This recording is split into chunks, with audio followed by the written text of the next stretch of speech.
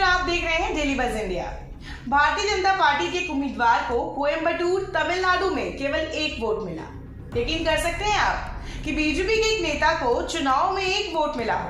इतने बुरे दिन तो देश में 70 साल राज करने वाली कांग्रेस पार्टी के भी नहीं आए। तो आखिर ऐसा क्या हुआ कि सोशल मीडिया प्लेटफॉर्म ट्विटर पर लोग बस इसी मुद्दे पर बात करने लगे। #सिंगल वोट बीजेपी ट्रेंड करने लगा। पूरी खबर क्या थी, क्यों इस उम्मीदवार को एक वोट मिला, ये जानने की कोई जरूरत नहीं थी। लोगों ने धड़ाधड़ ट्रोलिंग वाले कमेंट करने शुरू कर दिए। एक यूजर ने लिखा, दी कार्तिक कोयम्बटूर में बीजेपी से वार्ड का चुनाव लड़े थे, उन्हें सिर्फ एक वोट मिला।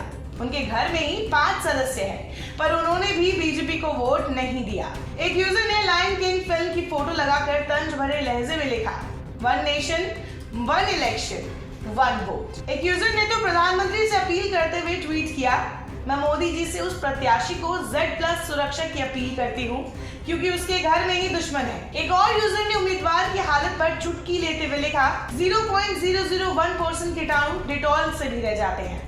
वही एक और यूजर ने ट्वीट करते हुए दावा किया कि बीजेपी ने वर्ल्ड रिकॉर्ड बना लिया है। यूजर ने लिखा, there is 95% of Hindu people in Tamil Nadu but they do not believe the fake Hinduism and nationalism of BJP। एक यूजर ने सवाल किया कि इनके घर वालों ने भी बीजेपी को वोट नहीं दिया, क्या देश की जनता बीजेपी से इतनी नाराज है? खैर, आप ट्विटर पर जाएंगे, ये हैशटैग सर्च करेंगे तो सैकड़ों ऐसे ट्वीट हंसी ठहाकों वाले मिल जाएंगे। लेकिन इस खबर की सच्चाई क्या थी, किसी को नहीं पता। दरअसल 9 अक्टूबर को कोयम्बटूर में उपचुनाव हुए थे।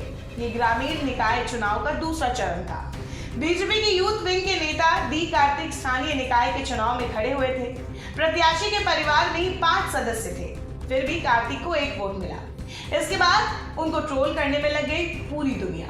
स्थानीय निकाय चुनाव में उम्मीदवार राजनीतिक दल के चिन्ह पर चुनाव नहीं लड़ते हैं, हालांकि पार्टियां आधिकारिक तौर पर उनका समर्थन करती है। बीजेपी यूथ विंग के जिला उपाध्यक्ष कार्तिक ने स्पष्ट किया कि मैंने बीजेपी की ओर से चुनाव नहीं लड़ा था, मैंने कार के चिन्ह पर एक निर्दलीय उम्मीदवार के रूप में चुनाव लड़ा था। मेरे परिवार के 4 वोट है और सभी वोट पंचायत के वार्ड नंबर 4 में है। यहाँ तक कि मेरे परिवार के 4 सदस्य और मैंने 9वें वार्ड में वोट नहीं डाला जहाँ मैंने चुनाव लड़ा था। तो साफ तौर पर कार्तिक ने सोशल मीडिया पर चल रही इस बात को झूठा बताया। खैर, अच्छी बात यह थी कि मामले के बाद तमिलनाडु बीजेपी इस मामले में डी कार्तिक के साथ खड़ी दिखी।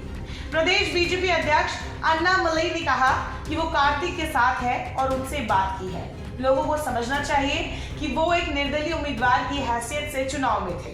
जानकारी के मुताबिक अन्नामलई ने कार्तिक को अगली बार बीजेपी के चुनाव चिन्ह कमल आवंटित करने का आश्वासन भी दिया है। तो मॉरल ऑफ द स्टोरी क्या थी?